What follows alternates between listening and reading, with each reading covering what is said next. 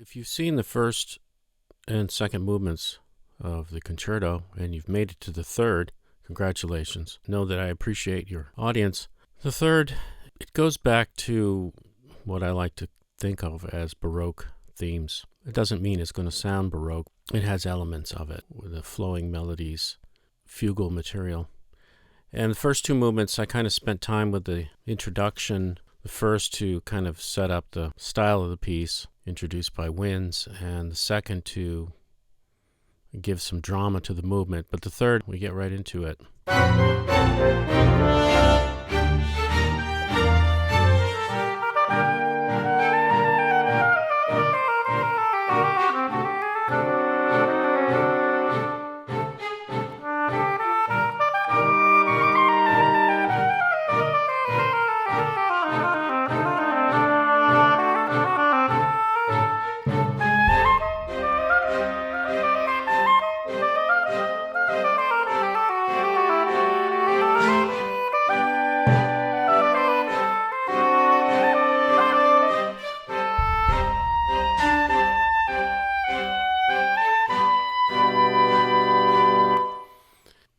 Then it has a section where there's some dialogue between orchestra and oboe. And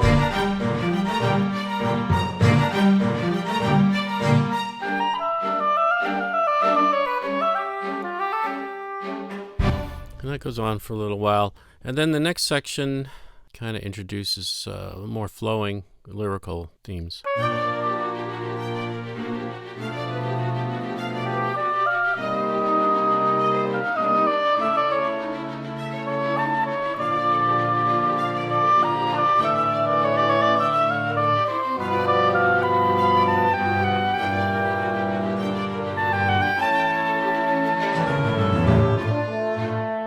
Now this section is a little bit more marcato.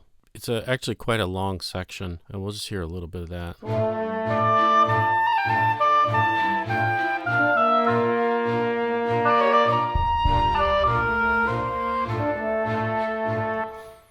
And then as that progresses, the instrumentation changes.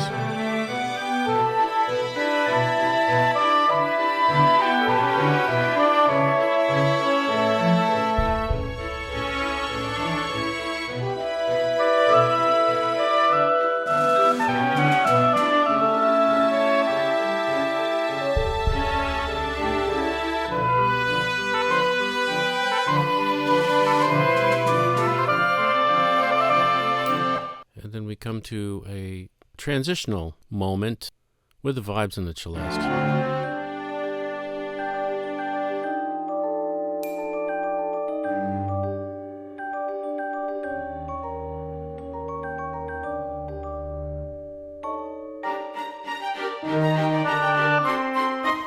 From there, it goes to a little bit more developmental material.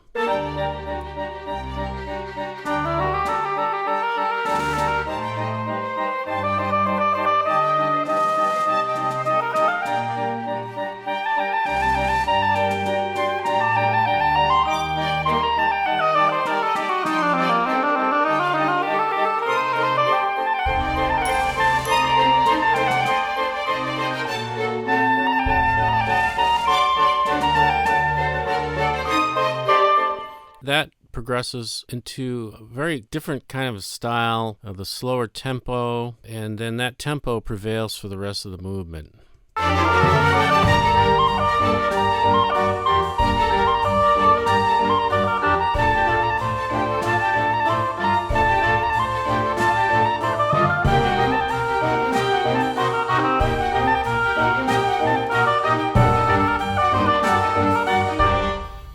Now we get to the midsection of the piece, and we have some different transitionary material that's very vertical.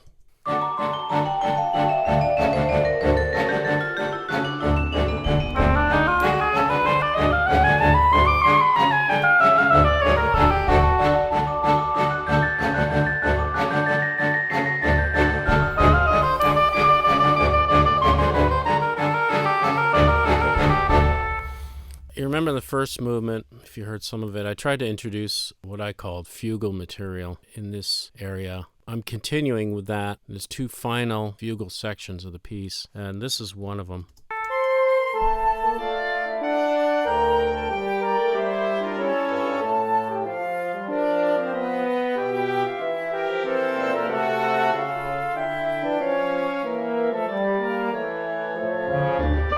Now in this section, I wanted to do something like a Bach well-tempered.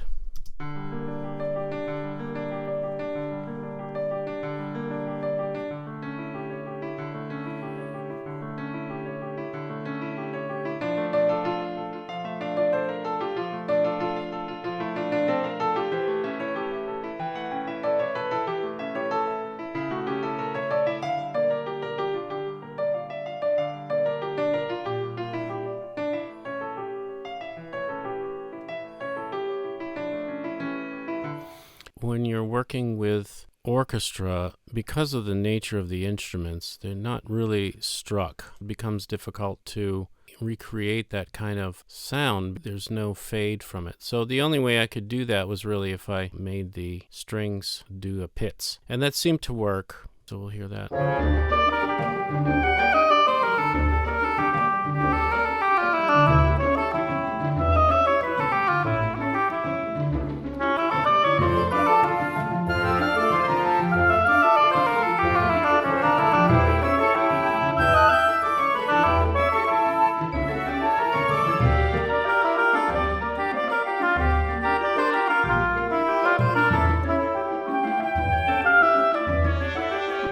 And that goes on for a while. And then we reintroduce this transition, which is a repeat of what we heard before the section.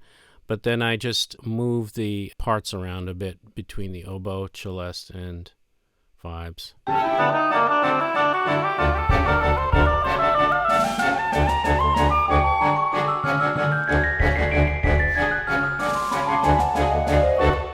Before the final section, I do another fugal area, but this one is the most expanded and the most detailed, which throws in all the elements that I could think of at the time.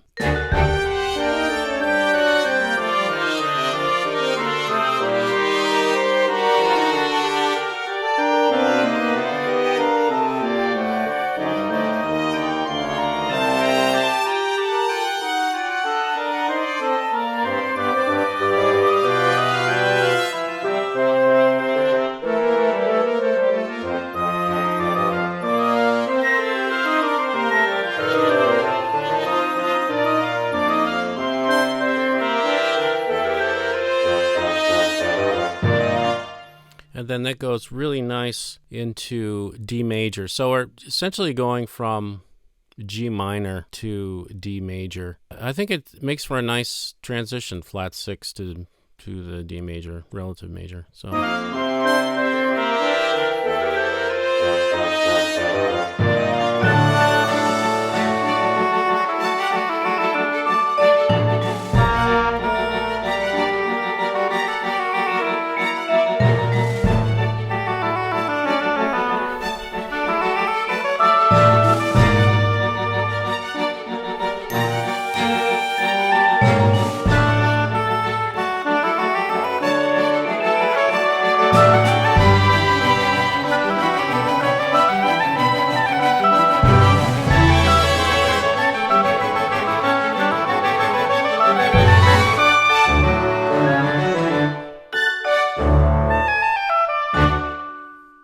There you have it. That's the 3 movements of my oboe concerto.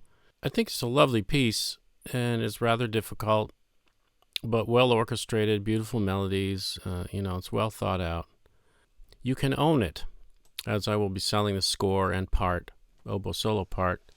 You'll be able to get it on my site, and it will be $40 for the score, the CD of a reference of me playing what you've heard, and the solo part. And then for twice that, for $80, you can get it hand-bound. I do bind them myself, hardcover, and binding signatures, and I sew them together with reed thread, and plus I'll sign it.